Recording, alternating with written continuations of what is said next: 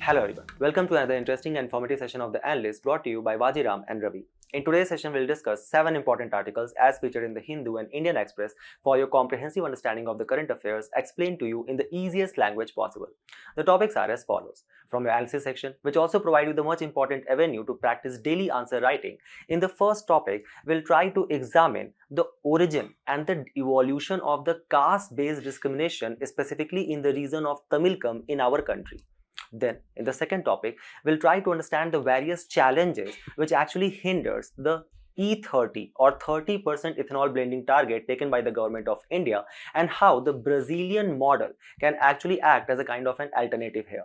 Then, in your simplified section, we'll take up 5 news. We will not only try to simplify the news for you, but also provide you the much important value addition, keeping in mind the approaching Mains 2025. So, stay tuned. The lead editorial today highlights that this concept of cherry or colony has actually become a symbol of social stigma prevailing specifically in the regions of rural Tamil Nadu, where it is associated with low caste neighborhood and thus acting as a significant marker of the degenerating and discriminatory practice of untouchability which still prevails in our society even today.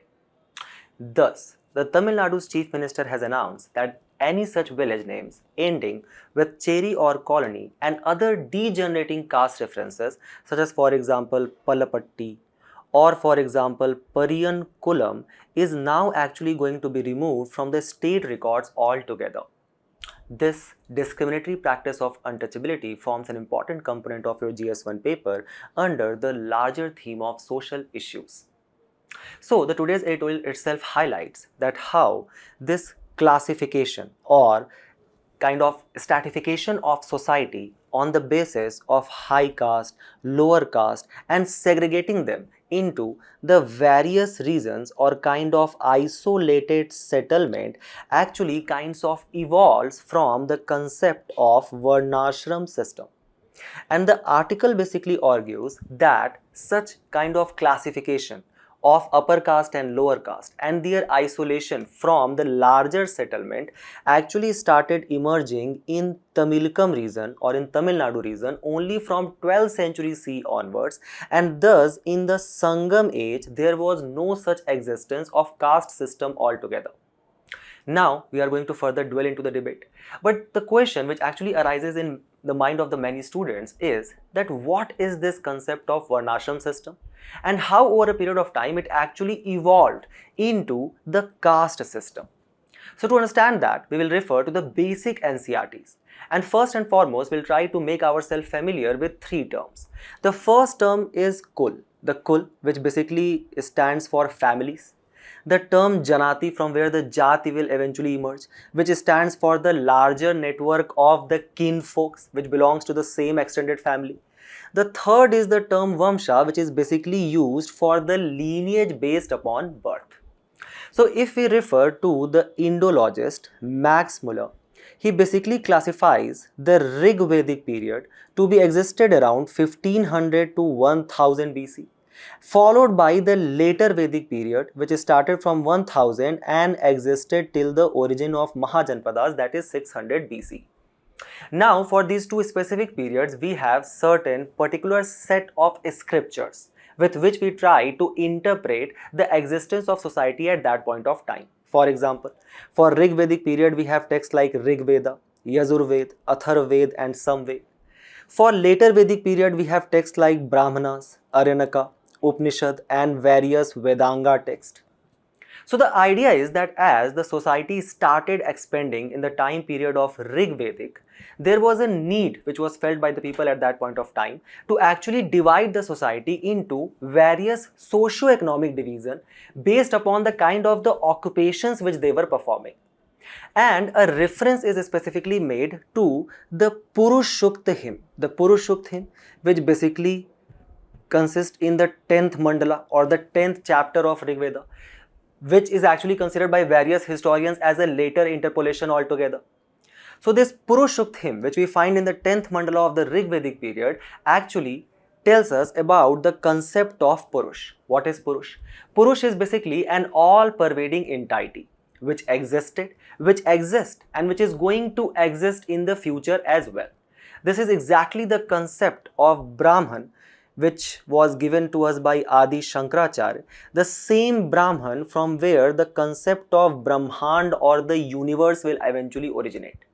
So the Rig Veda says that this Purush was nothing but a primeval man, and all the elements of universe which we see around ourselves, including the 4 social categories or stratification, actually originates from this Purush itself.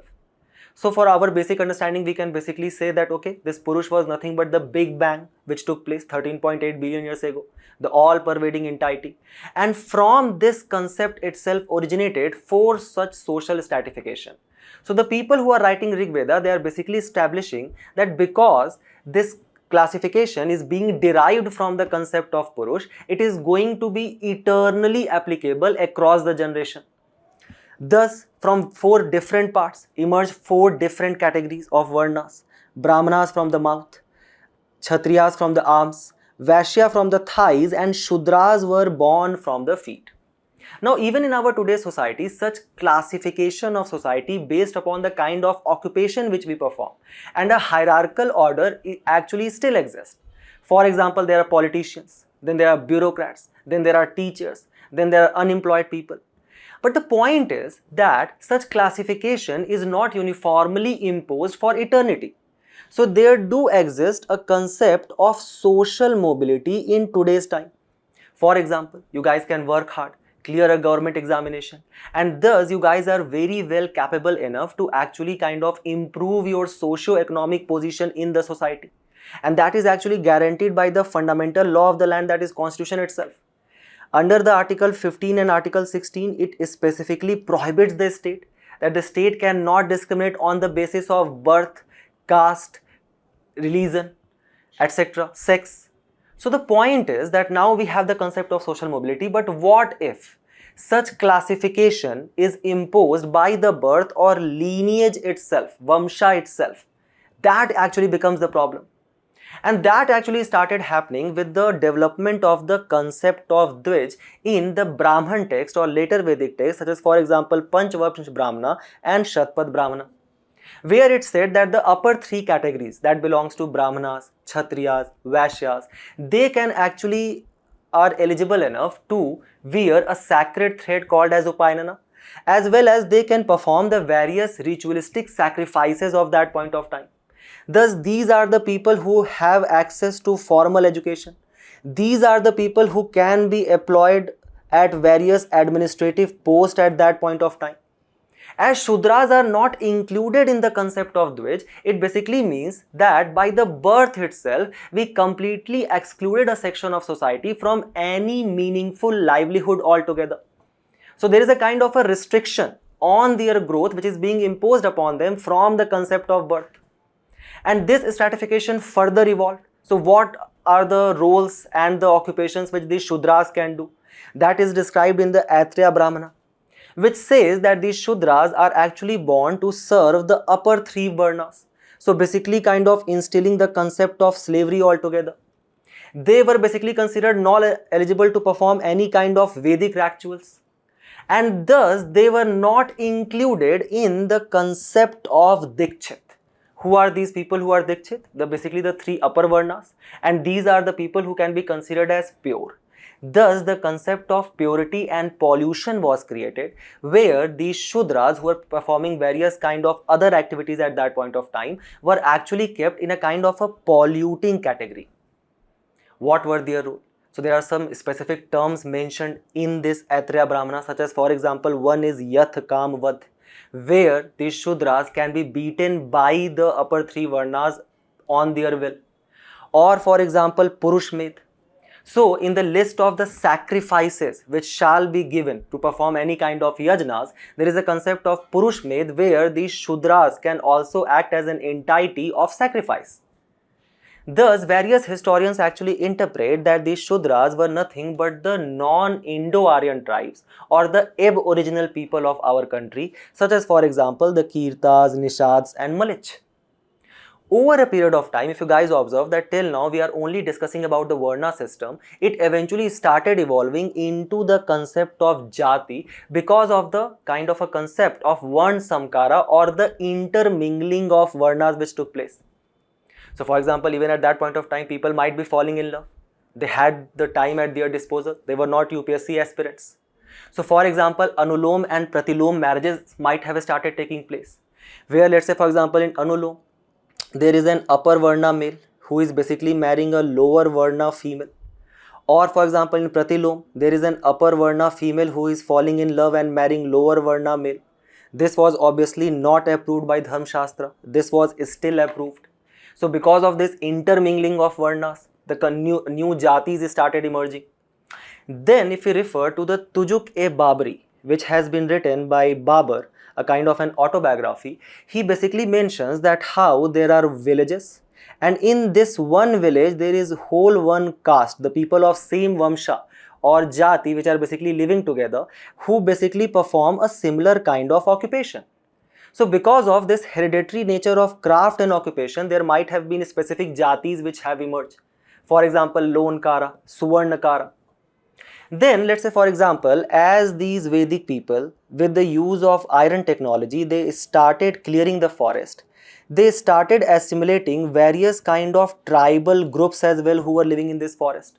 So their practices were also incorporated, which is also mentioned in the Aranakas. Or for example, these new tribal people who were basically now included in the Aryavarth fold, they were basically termed as new Jatis altogether. Also because of the concept of endogamy and exogamy which was basically followed. So obviously now when we are saying that okay, such kind of marriages were being disapproved only at that point of time, now we have completely evolved and such intervarna and intercaste marriage is completely legible in our country. So for over a period of time, by the time period of Mahajanpadas, we actually see that there is a text called as Sutta Pitaka. So you guys can recall that Buddha died in the year of 483 BC.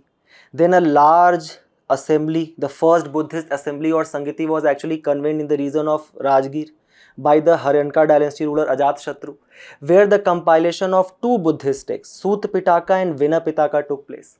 The Sutta Pitaka basically contains the saying of Buddha at that point of time, where Buddha himself gives the term of Uttaka Jati or Uch Jati, higher caste coming from Brahmana and Kshatriya, and Heen Jati or lower caste coming from Chandalas, Venas, Nishad and Pukusa. Who are these people? Chandalas were basically the people who were involved in the cremation activity. Venas at that point of time were basket makers. Nishads were forest dwellers. So for example, if you guys are reading Ramayana, there is a whole story of Nishad Raj who basically helped Lord Ram to cross the river Ganga. Or there is Pukusa. Pukusa at that point of time were basically the drainage cleaners or the manual scavengers of today's. And if we refer to the data, even today 97% of the people involved in manual scavenging, which has been banned in our country since the year of 2013, 97% of them actually come from scheduled caste or lower caste. Then there is a term which emerges, and that is Ashprishya, or the people called as Chandalas or untouchables. Chandalas who are basically indulged at that point of time in the various kind of leather making activity.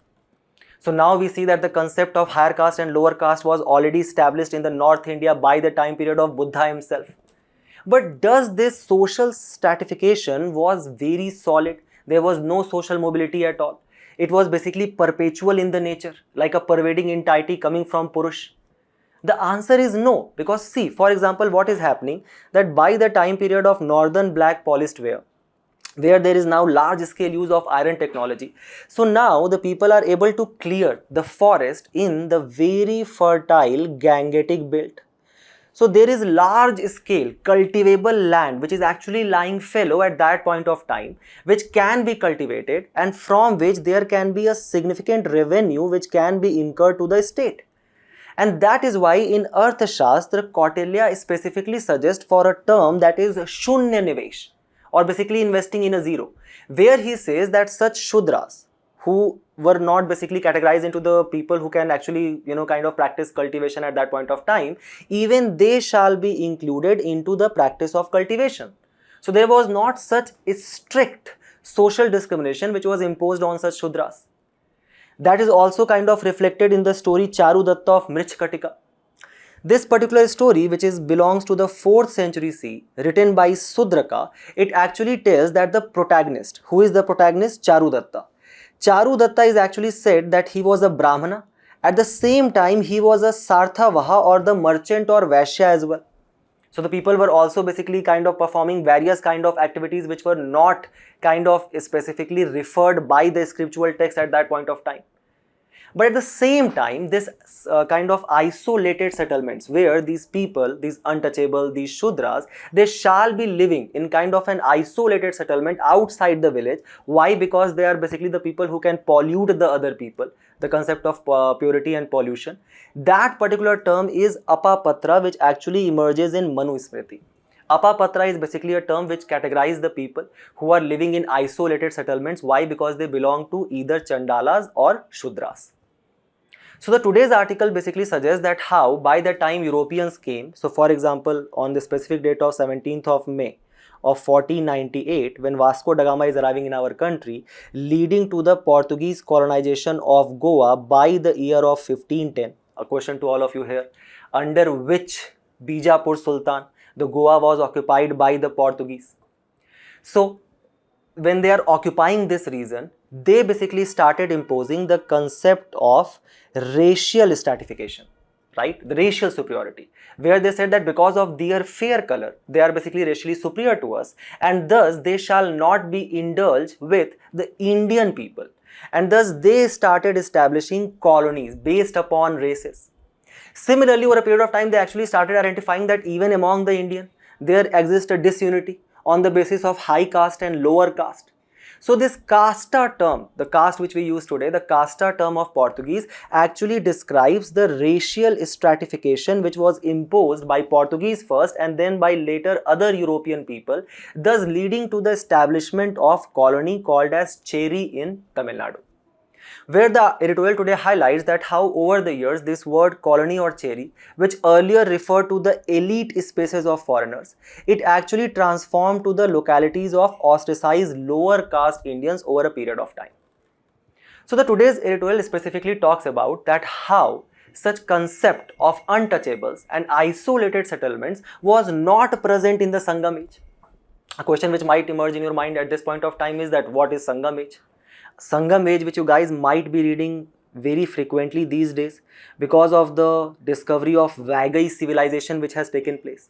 The Vagai river civilization, which is basically said to be belonging to 6th century BC, and that has put the first wave of urbanization in the South India in parallel to the second wave of urbanization in North India during the Mahajanpada period. But the question which arises is, what is this Sangam age? So the answer is that in the 7th century CE, there emerged two poets. The name of the poets were Appar and Sampandar.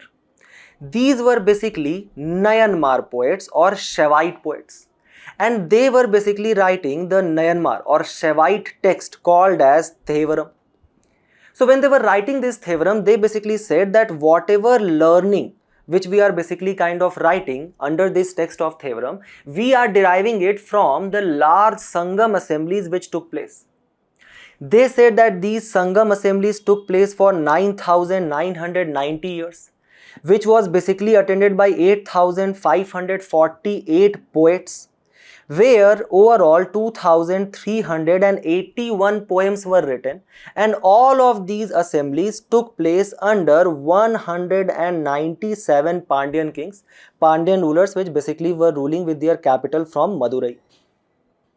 Again, the point is, when we are talking about this kind of band of poets which has basically kind of, let's say, assimilated in the region of Madurai to kind of create these Sangam poems, these band of poets were called as Muchangam.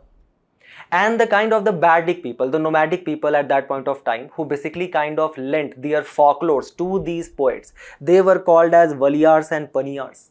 And all of these Pandyan kings were together termed as Vendars. So for example, the first assembly took place at Madurai, the third as well, the second took place at Kapatpuram. The first was basically chaired first by Agastya.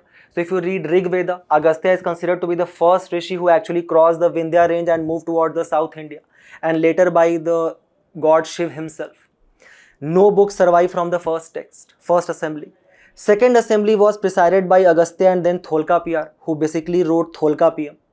All the Sangam text which we have right now, the Sangam literature, all of that was actually kind of attributed to the third Sangam assembly, which was presided by Nakkirar. Now look at this flowchart.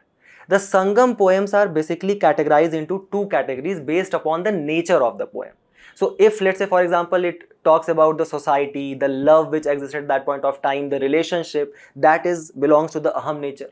The Puram nature basically talks about the wars which were taking place, the valor of the kings and all of that. So we divide this Sangam literature into three categories. The first is Melka Nakku, or the 18 major works, which is again divided into two categories, Ettu Togai and Pattu Pattu. The second category is the 18 minor works called as Kilka Nakku, and a major component of that is Pati Nel Kinakku, or the 18 didactical text. One of that is very important, and that is Thirukural, which is nothing but the kind of, it contains part 1, part 2. Bahubali 1, Bahubali 2 consists of the larger movie Bahubali. Similarly, Thirukural consists of Kural and Muppal. Thirukural, which was written by Thiruvalluvar. And then just like in North India, we have two important Mahakavyas, Ramayana and Mahabharata. In Sangam literature, there are two important Mahakavyas. One is Silappadikaram, written by Ilango Adigal, and the second is Mani Meklai, written by Sattalai Sattanar. This particular text, Silappadikaram, it actually tells us about the story of Kovalan and Kannagi. So let's say Kannagi was basically a kind of a very dedicated wife. She basically loved her husband Kovalan quite a lot. So it's obvious that Kovalan will love whom? He did not love Kannagi then. He actually loved the Cartesian at that point of time, Madhavi. So over a period of time, the drama unfolds, and it was basically Kannagi who gives a kind of a curse to the city of Madurai, leading to the downfall of it. The idea is that today's text says that in all of this Sangam literature, there is no mention of such term cherry in a kind of a derogatory sense, and thus there do not existed any practice of untouchability. For example, it mentions Tolkapiya, and it says that it mentions a term Cheri Mozi, where Cheri is considered as the language of common people.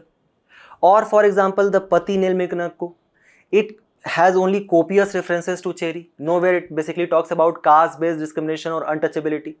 Then it tells us about Karun Thokai, how it tells us about a place where everyone in the village, they used to live together. Or the Silappadikaram, it talks about a place called as Purancheri, where the two major protagonists, Kovalan and Kannagi, they used to live in the outskirts along with the Brahmana. So basically this Purancheri at that point of time was a Brahman settlement. However, if we kind of dwell in depth in this Sangam literature text, we actually can see that there was indeed a classification based upon occupation. For example, there is a division of land in Sangam society based upon the occupation, and all of them were basically worshipping some kind of specific chief deity of theirs. For example, the people who used to practice hunting, the land was called as Kurinji, and they used to worship Murugan, the kind of Kartikeya of north. Similarly, the people who were practicing agriculture at that point of time, they used to live in a land called as Marudam. The people who used to practice robbery, they used to live in the kind of the periphery of the villages, in the, let's say for example, forested region. The region was called as Palai, and they used to worship Koravai.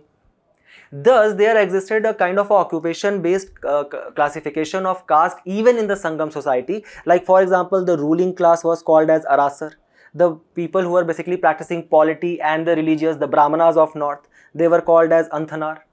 The people, Vaishyas, indulging in trade and commerce, were called as Vanigar, and the agriculturalists were called as Velalars.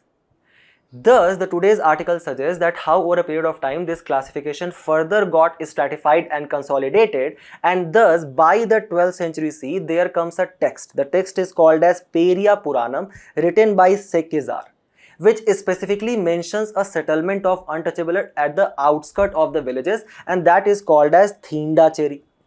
Then various such untouchable based settlements started emerging. The terms like for example Palapatti, Pariyankulam, Sakilapatti. And the kind of the writer of the editorial is saying that when there is a kind of a revivalism of Hinduism under the Vijayanagar rule which was established in the year of 1336 CE on the bank of Hampi river by Harihar and Bukka Rai, and they were basically kind of breaking from the control of Delhi Sultanate ruler at that point of time, Muhammad bin Tughlaq, who ruled from 1324 to 1351. So they basically put emphasis upon the revivalism of Hinduism, and thus they consolidated the Varnashram practice in the south region. And because of this, such settlements actually proliferated under the rules of Vijayanagar Empire, the Thanjavur Nayakas. And the Europeans, they further exploited such existing schism to actually ensure that the kind of the fall of house of cards took place. The various rulers, they kept on fighting among themselves. The society which was divided on the caste line, right? So that's why the Secretary of State at one point of time, J.R. Saley, basically commented that there exists no idea of India, because there is existence of caste, religion, race. Even in the caste, there are various other kind of practices. So there is no sense of unity, division among the language. Obviously, he was talking about the kind of the 19th century India. All of such division does not take place today. Thus, there were several reform movements which has been mentioned by the today's article. One of the major drawbacks of the moderate politics of the Indian National Congress from the year of 1885 to 1905 was the social composition of the Congress. So if 40% of them were actually zamindars, it's obvious that they will not demand for any kind of reforms related to peasant. That's why they demanded for extension of permanent settlement system. Similarly, almost 25% of them were upper caste Hindus, and thus before the arrival of Mahatma Gandhi, there was no demand of social reforms which took place on the platform of Congress. However, after arrival of Gandhi, we see the kind of a change in way. For example, the Nagpur resolution during the non-cooperation movement 1990, for the first time it talked about the eradication of the concept of untouchability.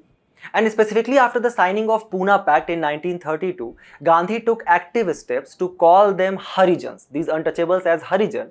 However, the today's editorial highlights that even such terminology over a period of time actually became a derogatory term. So these untouchable settlements were now being called as Harijan settlements. Thus, the kind of a prominent personality from Tamil Nadu, I.T. Pandithar, actually kind of suggested for Adi Dravidar to, let's say, basically club all the untouchables into one category, and that was Adi Dravidar. On the same line, there was a resolution which was passed in Madras Legislative Assembly in the year of 1922 by M.C. Raja of the Justice Party. However, the today's editorial specifically suggests that even this term of Adi Dravidar over a period of time became a kind of a derogatory connotation for these untouchable people in the South India. And thus it specifically highlights the steps which were taken by E.V. Ramaswamy or Perrier, who is considered as the father of Dravidian movement and who joined the non-cooperation movement and actively participated and contributed and even was jailed during it. So he was an active member of Indian National Congress.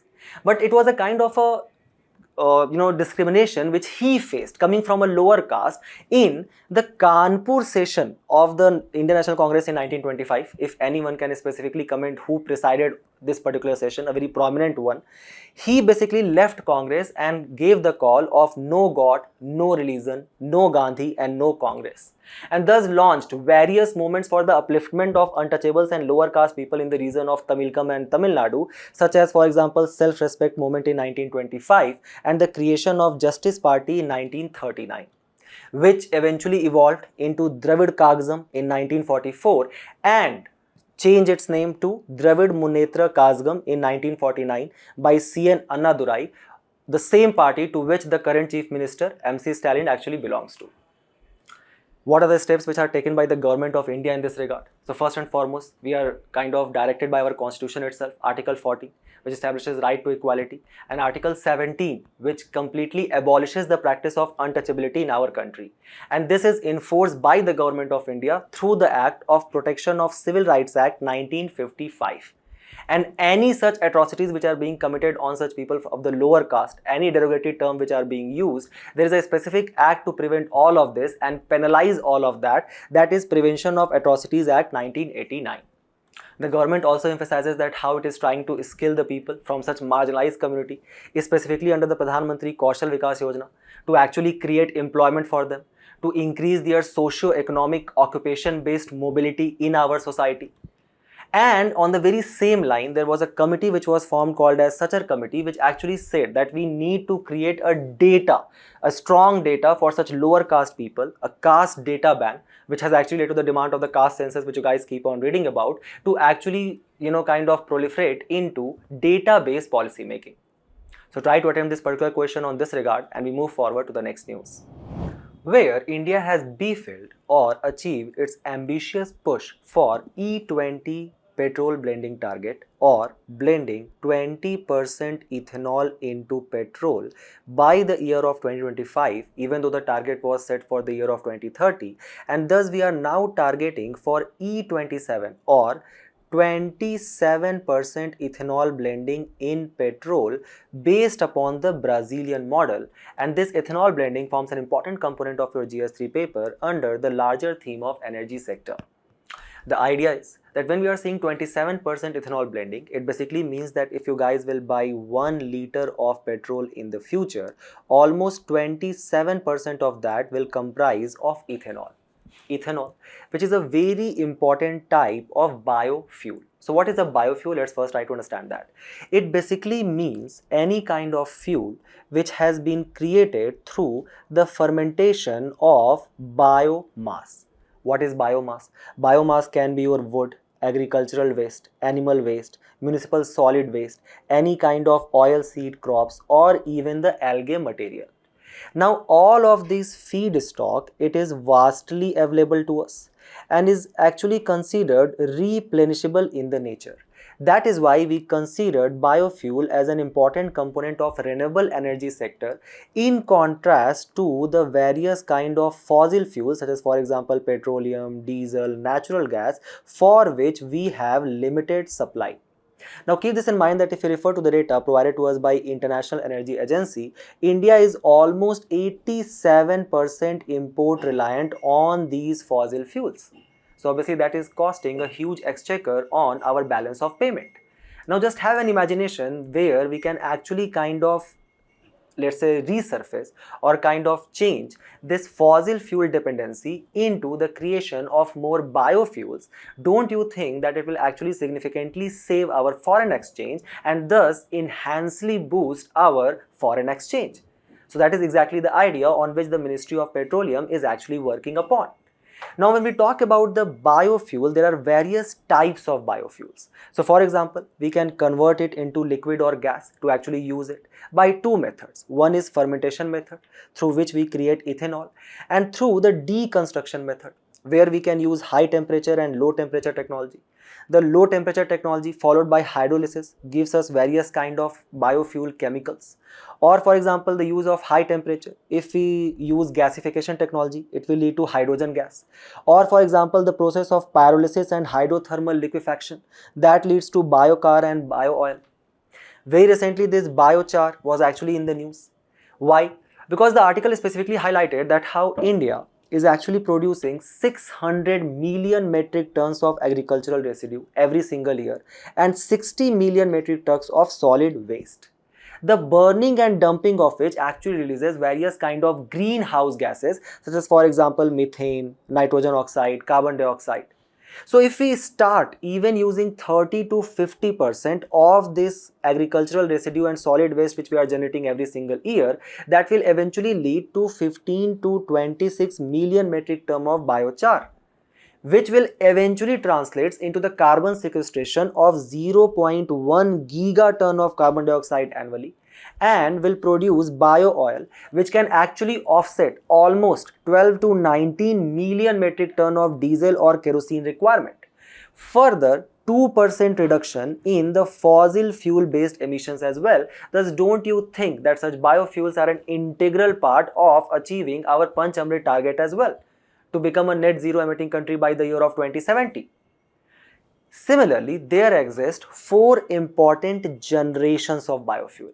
So in the first generation of biofuel, we were basically using various kind of edible food sources to actually create such biofuel or ethanol, such as, for example, soybean, sugarcane and maize. It had several advantages, like for example, it was cost efficient, the process was very simpler, but there was a major issue. The major issue was the debate, and that was food versus the fuel conflict. So for example, again, first of all, we have limited area of cropping in our country. And if we refer to the National Agriculture Commission report, it basically states that how 86% of farmers in our country are small and marginalized. So they already have very less area to cultivate staple food crops on which they are actually reliant for their food supply, nutritious supply.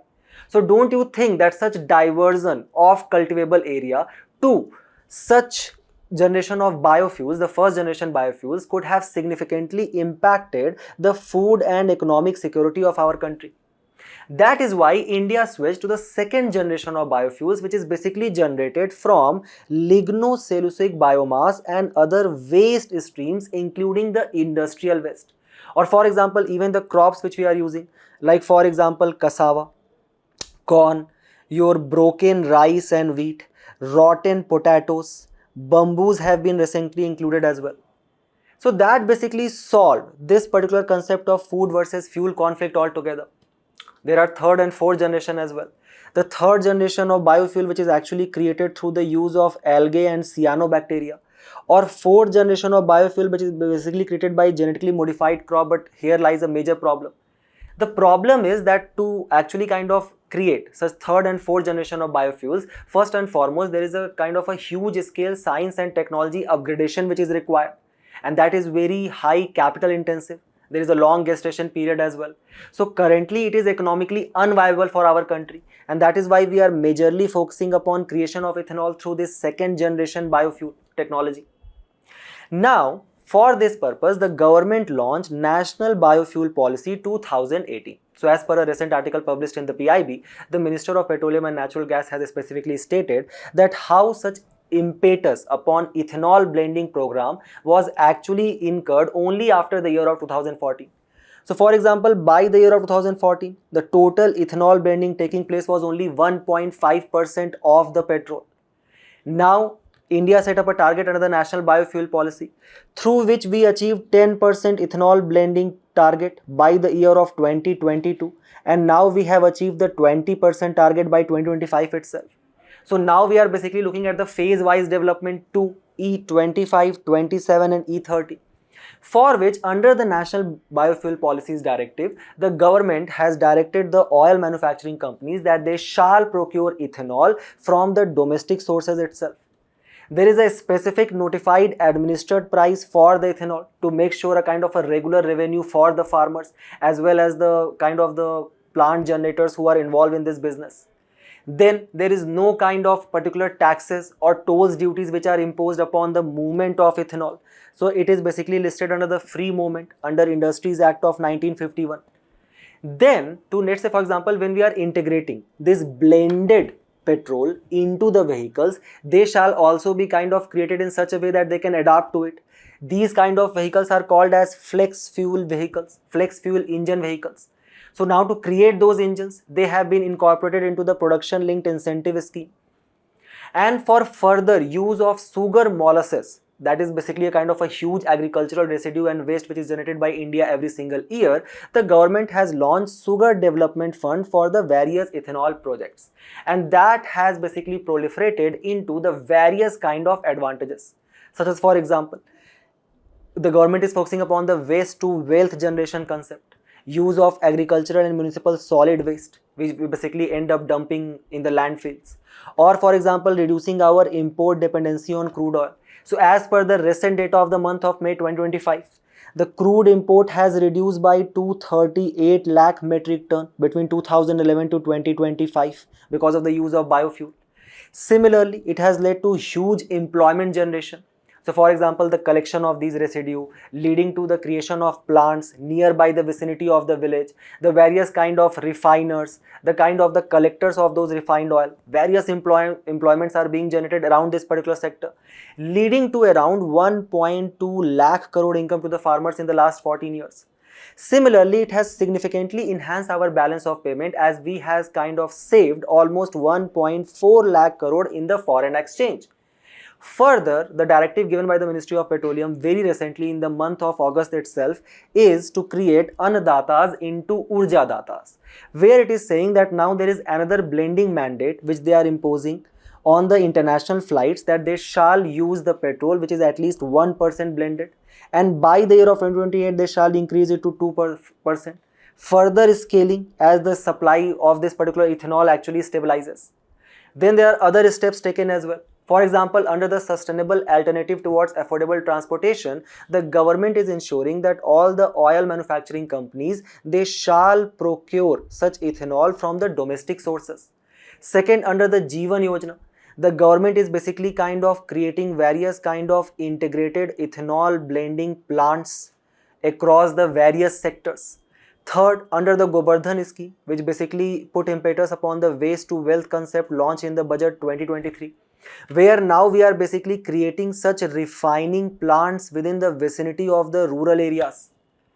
Also, the Food Safety and Standard Authority of India, it has launched a program called as repurpose use of the cooking oil, where it is saying to collect all of these used cooking oil and then to create biofuel from that. Then there is a E100 project launched by Ministry of Petroleum to actually create various kind of collection, distribution, manufacturing and the processing of these biofuels, at least 100 centers across the country. And as per the directive by the Director General of Foreign Trade, even there is an ethanol export policy under which such export of ethanol is being promoted under this various special economic zone. But the today's article itself highlights that there exist several challenges. First and foremost is that there exists a lack of flex fuel vehicle market unlike Brazil. So for example, one major issue is that various bodies, right, including the various kind of automobile manufacturing bodies has raised this concern that such use of E20 blended petrol is actually kind of hindering the uses of the various kind of engines which are being manufactured by these car companies. For example, this ethanol is actually quite have very high water moisture, and that actually ends up corroding the engine altogether. So don't you think that basically the functioning of these internal combustion based engines is actually going to decline? And if the performance decline, the cost to the customer is actually going to increase, and that is completely not favorable to the price sensitive market of our country. The second is that, let's say for example, when the government is saying that we are blending 20% ethanol into petrol, it's obvious that the import cost for the government of this petrol has actually declined. But at the same time, the petrol is actually being sold for the usual rate. It is being sold at the rate which was actually existed even before the blending of ethanol. So this kind of profit which is actually being incurred by the government, that is not being transferred to the customer in the form of reduced rate. So why it will lead to any kind of incentive to the larger customer base to actually adopt such flex fuel vehicles? Third is that there exists lack of incentive for the car manufacturers altogether. So for example, if you refer to the cars which are being created by companies like Hyundai or even the very famous car that is Thar of Mahindra, they come with specific manuals, and those manuals says that these cars are only compatible for E10 petrol, not even E20. Why? Because they will basically kind of improve their engine design, the internal combustion engine design, when they do not get any kind of incentive from the government. Then the Niti Aayog had actually set up a very ambitious target where it said that we are going to create 13.5 billion liter of ethanol by the year of 2025, which is this year. If we refer to the data provided to us by the Ministry of Petroleum, by 2024 we had achieved only 9.5% of that. So limited capacity generation. Why so? Even though with the demand of the feedstock is significantly increasing, why we are unable to produce it? Because of the limited utilization of resources. For example, if we refer to the sugarcane, we are the second largest producer of sugarcane in the world. So there is a huge production of sugarcane molasses which takes place. However, if you look at the contribution of sugarcane molasses into the total ethanol generation which is taking place in our country, that is only 8%. So limited capacity generation, limited utilization of resources. And ultimately, don't you think that with the increasing events of global warming, climate change which is taking place, the kind of the water resources, underground water, that is going to significantly decline. Lot of such crops which we are actually using for creation of ethanol are very water intensive crops. Sugarcane, cassava, corn, all of that. So again, the production of feedstock is actually eventually going to decline as well. That is also a major challenge. So what can be the ideal way forward? The article basically suggests for the adoption of Brazil model. First and foremost, to create a large scale supply chain of flex fuel vehicles, to make these engines adaptable to such kind of ethanol blending. to have strong government mandates and incentives to these car manufacturing companies, to have a visible price incentives for the customers as well, and to have a robust consumer education which actually helped Brazil to adopt for such E27 target already. In this direction, there are several steps which we have taken, which you guys can use in your way forward. For example, the Department of Biotechnology is actually emphasizing on enzyme manufacturing facility. So enzyme which can actually degenerate the feedstock in a much faster manner. So we'll be able to generate more biofuel.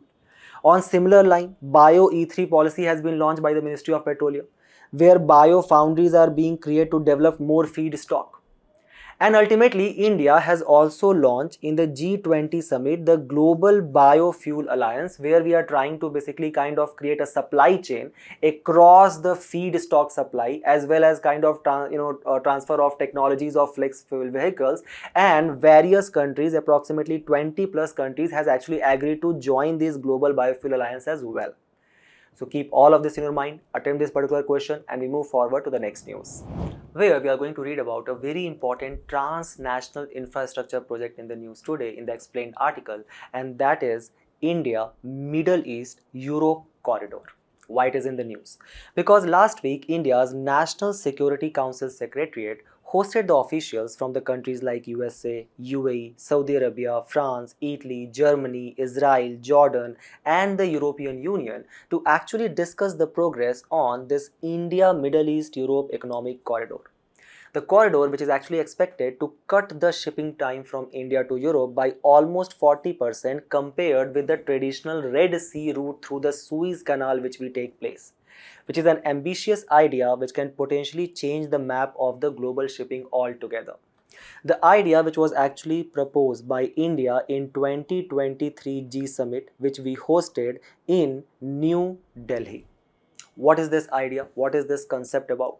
The idea is that to create a kind of a sea route, a cargo shipment route from the western ports of India to the region of UAE, to the ports like Jebel Ali Port, Al Gufahat, Harad Port, Riyadh, etc.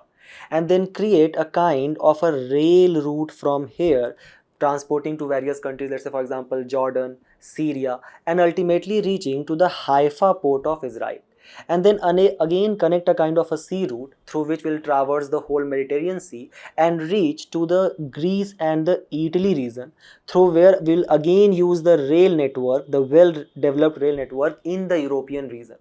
That will significantly increase the trade from India to Europe. What is the importance of economic union, the European Union which we have? India-EU trade. Remember, EU is India's largest trading partner as a kind of an economic bloc, where we traded almost 137 billion trade in goods in the year of 2023-2024. It is also the second largest destination for our exports after USA. Then, if we talk about EU's share in the foreign investment stock, that existed around 108 billion euro in 2022-2023. Where there are already 6,000 plus euro companies in our country. And when it comes to India, India is EU's 9th largest trading partner. And our share in EU's trade exists at around 2%. That will obviously significantly increase after the creation of IMEC. On the same line, it will also increase the trade with the Gulf region, with the countries like, for example, Saudi Arabia and UAE, which basically forms the top 5 crude oil suppliers, providing us almost 13 and 8% of the oil supplies, the crude oil supply on which we are reliant upon. Similarly, it also could help us to actually kind of bypass the alternative Red Sea region. The Red Sea region, which was very significantly in the news last year because of the various attack by the Houthi rebels on the Indian vessels. So this Red Sea region, which basically shares boundary with 6 nations, Saudi Arabia, Yemen, Egypt, Sudan, Eritrea, and Djibouti, which is basically accessible through the Gulf of Aden and a specific strait which is called at Bab el Mandab. Now understand the importance of Red Sea region, through which we basically crosses the Gulf of Aden, Bab el Mandab, we reaches to the Suez Canal and ultimately reaches to the have access to the Mediterranean Sea. This Red Sea region is considered as the world's busiest cargo and oil transit, comprising of almost 12% of the international merchandise trade. in respect of our country, almost 24% of our export and 14% of our imports actually crosses through the Red Sea region, which is now again kind of infested by the various attacks, and thus there exists a kind of a very important geopolitical tension which is prevailing in the region. So IMEC could have acted as a kind of a very viable alternative to take our products to the region of Europe. And that could have actually fulfilled the target of Ministry of Commerce to actually achieve $2 trillion export by the year of 2030. Further, the idea was to lay cables for electricity and digital connectivity, to lay down actually pipes for various clean hydrogen export that could have lower our greenhouse gas emission to actually achieve the nationally determined contributions as well. Similarly, it could have enhanced the economic unity and reduced the logistic cost from India to European Union. So that could have actually made our product much more cheaper in the European market, and thus would have increased their competitiveness as well, and thus their demand. Also, it could have created significant employment in all of these regions, in India, in the Gulf region, as well as in the Southern Europe as well. Ultimately, it could have led to the corridor-wide tariff standardization across the route. However, the article itself highlights that how there exist various issues. So for example, the article highlights that how it was kind of an evolution to the various geopolitical events which took place, which ultimately led to the India kind of proposing such a kind of an innovative idea in the G20 summit. So before that, what has happened in 2020? The Arab Accord was signed with the mediation of USA. That led to the normalization of relations with various Gulf countries and Israel. The countries like, for example, UAE, Bahrain, Sudan and Morocco. Then in 2021, there was a creation of an economic grouping in the region consisting of I2U2, that is basically your Israel, India, UAE and USA, and that ultimately led to the idea of, over a period of time, India Middle East economic corridor. However, it is facing several challenges. First and foremost is the Israel's increasing attack on Palestine and Iran that can actually dent the Abraham Accords altogether. For example, Saudi Arabia was actually in the favor of joining this Abraham Accord, but Saudi Arabia very strongly supports the two-state policy. So it is obvious that it is not going to now support the Israel anyway. Second is the pressure which is being put on Jordan by Israel and USA to actually take up the refugee population from the region of Palestine. So Jordan is obviously going to develop over a period of time anti-Israel tactic. Then there is a high insurance premium. So because of the prevailing geopolitical tension and the ongoing war, don't you think that the high capital infrastructure investment which is about to be done in the region, that will in the need of high insurance premium due to the proxy war? So obviously that will further dent or further kind of curtail the public-private partnership model which could have been adopted for the creation of this infrastructure. And again, this high insurance premium will eventually translate to what? The higher cost of the product of Indian products, and that will make our product now non-competitive in the European market. So the article suggests that what is the future in the air? While the western leg of the corridor is unlikely to materialize in the near future, the eastern leg actually benefits from the strategic partnership which our country has forged with the countries like, for example, UAE and Saudi Arabia. And that has led to, let's say, for example, both Riyadh and Abu Dhabi, for instance, allow using unified payment interface for fund transfer and remittance payment. Similarly, what we need to create is secure and stable Middle East, which is an imperative to actually create this IMEC, and the fundamental issues as, for example, Palestinian statehood, that will have to be addressed, or any regional country plan will inevitably be susceptible to any kind of such renewed conflicts in the future as well. So keep all of this argument around IMEC in your mind as well, and we move forward to the next news, where we'll try to understand the new rules which has been launched by the government of India related to the chemically contaminated sites. What is the context of the news? The article suggests that how the Environment Ministry has actually notified new rules under the Environment Protection Act of 1986 that actually lays out a process for addressing sites, the industrial sites which are leading to chemical contamination.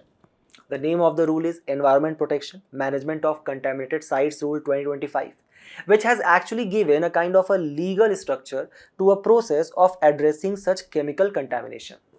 What are contaminated sites?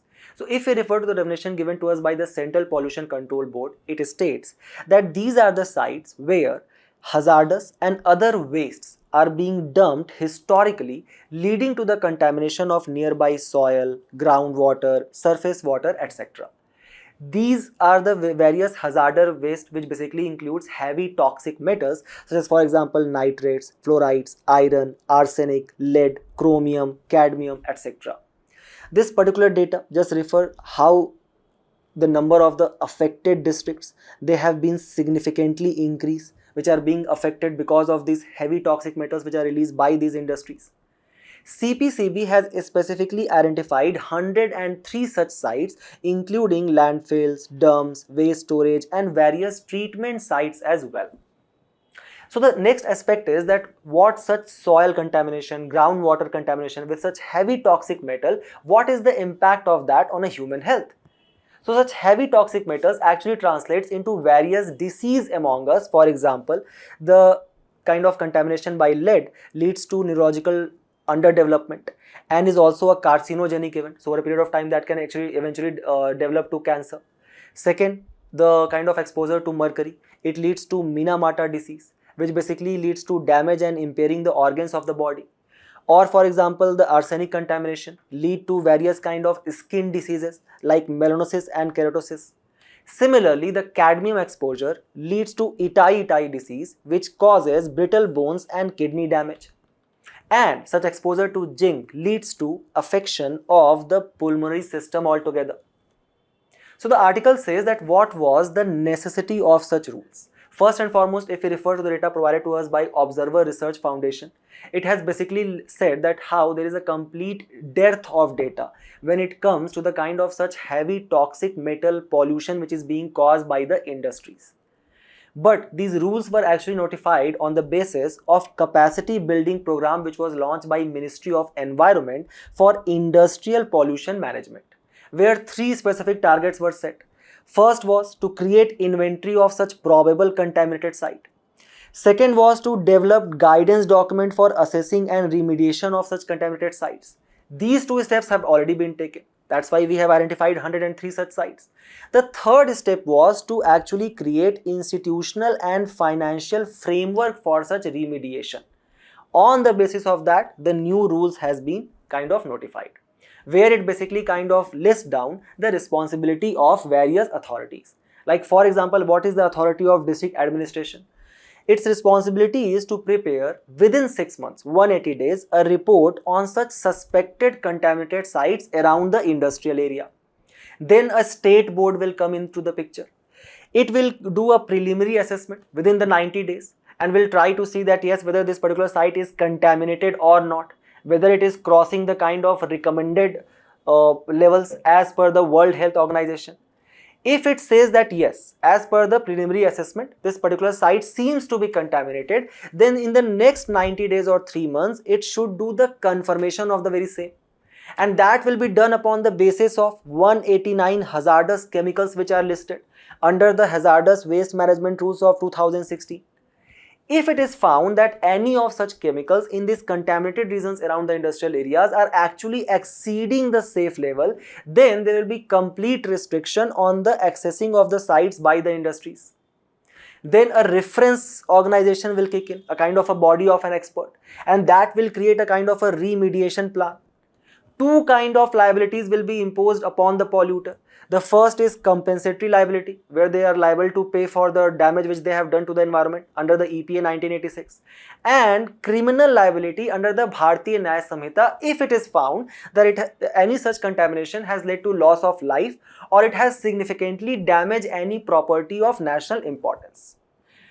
Are all the hazardous waste covered under this particular rules? Remember, there are certain exemptions, such as for example, contamination from radioactive waste, mining operation, pollution of the sea by the oil, or solid waste from dump sites. They will not be dealt under the provision of these laws. Why? Because we have separate legislation for them. One major drawback is that there is a lack of any defined timeline whereby once a kind of a contaminated site is identified by the district administration, what is the deadline which is set that it must be returned to the safe level? Under what timeline it shall be recovered completely? There is no such timeline altogether. This is a major issue. Remember, we move forward to the next news. where we'll try to learn some very important data related to our agriculture sector, keeping in mind as a value addition in our mains answer and creation of statements in the prelims as well. What does the article today tells us? It tells us that how India exported the goods valued at around $437 billion, which was around 0.1% higher than the fiscal year of last year. Okay? So basically our export has increased, but by a very small margin. During the same time period, the total export from April to June 2025, it was around 112 billion, which was around 1.7% up from the 110 billion from April-June 2024. So now you guys can just completely ascertain here the kind of the trade protectionism which is being adopted by various countries, and including the tariffs which are being imposed on Indian goods. So obviously that is denting a significant increase in our export. The article also suggests that notwithstanding the likely disruptions to the global trade from the tariff war which has been kind of ensued by the dear president of USA, it includes the slapping of 50% duty on Indian goods. Even after that, the Minister of Commerce has kind of showed confidence in our export sector that it is significantly going to increase, specifically in the agriculture sector. The agriculture sector, which employs almost 46% of our country's current workforce, where India is the largest producer in the world of milk, pulses and jute, and the second largest producer of rice, wheat and sugarcane, all the crops which are basically being used as a kind of a byproduct in the kind of the creation of biofuels. In terms of total global agricultural production, we are second. Now the today's articles tells us that when it comes to the export from the agricultural sector, our export reached $51 billion in 2024, making our country fourth largest in the world, fourth largest agricultural exporter in the world. What has been the cost for the increasing exports recently, specifically in the agriculture sector?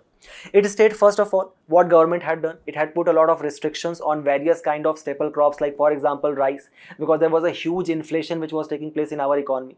Now as the consumer price index combined based inflation has declined, the government has basically kind of withdrawn those kind of restrictions on the export. Right? So now basically we can export such staple crops into the foreign market, and that has led to the increase in our export. Second, there has been kind of surplus monsoon from the last 2 years. So that has led to huge production of crop, and thus it has also significantly increased our exports as well. Then the kind of the less production of crops in other countries has benefited us. For example, subpar production of coffee in Brazil and Vietnam. Remember, there are two kinds of coffee, Arabia and Robusta. Brazil is the largest producer for Arabia kind of coffee, and Vietnam is the largest producer of Robusta kind of coffee. What we generally grow in our country is kind of Robusta kind of coffee. Then the tobacco shortfalls in Brazil and Zimbabwe, that has also basically supplemented our export. Similarly, the article suggests that there is one major sector which was basically kind of booming quite a lot recently, and that was the marine exports which we were doing, and that was leading to the kind of a significant balance of payment surplus in agriculture sector. But remember, 35% of our total marine export actually goes to USA, and now when USA is going to impose 50% tariff on our products, marine products, let's say for example shrimps, that is basically going to significantly increase its cost in US market, and thus they will become non-competitive there. So the demand will decline. So such tariff war is significantly going to dent our agriculture sector, and eventually our farmers keep this in mind. If we look at the import trend, overall we actually incurred $282 billion trade deficit in merchandise. But when it comes to agriculture, we actually have a positive balance of payment, a surplus of 13.4 billion.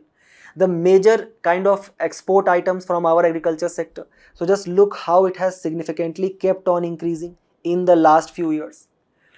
The significant items are like for example marine products, of which we are talking about, the basmati rice, non-basmati, spices, buffalo meat, coffee, fruits and vegetables, tobacco, etc. The article suggests that there are various schemes which has been taken by the government of India to actually boost this production, like for example the Agriculture Export Policy 2018. Or for example, the financial assistance which is provided by the Agriculture and Processed Food Product Export Development Authority APDA. Under the Sampada scheme, the government is modernizing the agro-processing infrastructure. Then in the foreign market, there is a huge demand for organic products, right? Specifically in the developed economies, high valued economies. So we are promoting that national program for organic production, enabling export through certified labels. Then there is a specific merchandise exports from India scheme, where we are basically kind of exporting various kind of food processing packets and various kind of products in that regard. And then there is an Operation Green scheme to actually kind of increase the export of your horticulture crops like tomato, onion, potato, etc. So keep all of this in your mind, these schemes, when you are writing about the agriculture exports, and we move forward to the next news, where we are going to read about the significant increase in the Asiatic lion population which has been done by the government of India, and that has been highlighted by the Minister of Environment as well, who said that how the rise in the Asiatic lion population in Gujarat actually reflects our country's intimate relationship with nature and wildlife. And as per the census which was conducted in the month of May, the estimated population of Asiatic lions in our country has increased to 891 from 674 5 years ago. The Asiatic lions, which are listed as vulnerable on the International Union for Conservation of Nature's threatened list, red list, right? Remember two important keywords. First, these Asiatic lions are found only in our country. And in our country, they are found only in the Gir region of Gujarat. Thus, they are listed in the Appendix 1 of CITES and have the highest protection under the Schedule 1 of the Wildlife Protection Act of 1972. Now look at this important infographics. So these Asiatic lions, which are basically smaller in size than the African lions, they actually evolved 5 lakh years ago, and they migrated from Africa to our country through the West Asia. They once roamed from Middle East to northern India, thriving in the grassland and forest. They are historical widespread across the Indo-Gangetic plains, Sindh to Bihar until the 19th century. But thanks to the colonization which took place of our country and the hunting of this lion as a kind of a prized animals, by the 1880 only 12 to 20 lions actually remained in Gujarat due to the colonial hunting and habitat loss. They almost became extinct in Rajasthan and Madhya Pradesh. Then the conservation effort was actually taken by the Nawab of Junagadh, who protected the Gir forest in the early 1900s and banned the unregulated hunting altogether. Then in 1965, this Gir was declared as a wildlife sanctuary, and in 1975 it actually became a national park. And that has led to the huge conservation effort around these Asiatic lions. That has led to the rise of the population to 891, that is almost 32% rise since the year of 2020. And these lions are also protected under the International Big Cat Alliance, which was launched by our country in 2023. The headquarters of the alliance is in New Delhi itself. There are currently 96 member countries, which comprises the range for the conservation of these 7 big cats. Which are these 7 big cats? The lion, the tiger, the leopard, snow leopard, pumas, jaguars and cheetahs. Under this cat alliance, we are basically framing policies to provide initiatives for the conservation and the mitigation of the lions, specifically under the against the climate change impact as well. And a total funding is of around 800 crore rupees or $100 million. So remember these important facts related to lions, and we move forward to the last news of the day, where the kind of an at-home celebration which is being conducted at the President's house in Rashtrapati Bhavan on the kind of the occasion of the Independence Day, the 79th Independence Day, which we are going to celebrate on the 15th of August, there are certain specific art and culture artifacts which has been in the news today. What is the context? The context is that a cloth bag with a hand-painted Madhubani tag, Madhubani painting, it holds a box woven from sikki grass. Sikki grass is a kind of a lesser known traditional craft formed from Bihar, right? Inside the box, there is a bamboo frame which carries an invite and 4 other paintings showcasing the popular art forms from the various eastern states of our country, West Bengal, Odisha, Jharkhand and Bihar. The eastern states are the focus of around 450 invitees being sent this year by the Rashtrapati Bhavan at the at-home celebration on 15th of August. The Madhubani painting, which belongs to the Mithila region of Bihar, where there is a specific decoration of ceilings and walls with vibrant colors, where the fox of both men and women, they both are involved. The kind of the traditional story behind it is that there was an invitation which was sent by King Janak to decorate the palace of Mithila on Sita ji's wedding with Lord Ram. So there are various kind of styles even within this Madhubani painting. The name of the styles are, for example, the Bharni, Kachni, Geru or Godana, also a kind of a term which is used for tattooing. It also acts as a kind of a symbolic art where, for example, the parrots, they depict the love which you guys completely lack in your life, or fishes which basically depict the fertility. Now here is a complete list of the various types of paintings. 3 of them have been specifically mentioned in today's article. So as for example, the Talpatra Chitra, of which basically are the palm leaf scrolls of Odisha, or Pat Chitra, which is basically created by the Patua community of Bengal, and Patkar, which basically are the tribal scroll tradition of Jharkhand. Beside that, all of the important other scroll paintings as well as traditional folk paintings has been mentioned there. So please keep this slide very dear to you for the prelims examination. All of this has mentioned in the newspaper. And with this, we have reached to the end of our discussion today. Do not forget to attempt the questions at the end of the video and test your knowledge. We will meet in a very interesting discussion very soon. Till then, all the very best for your preparation and thank you.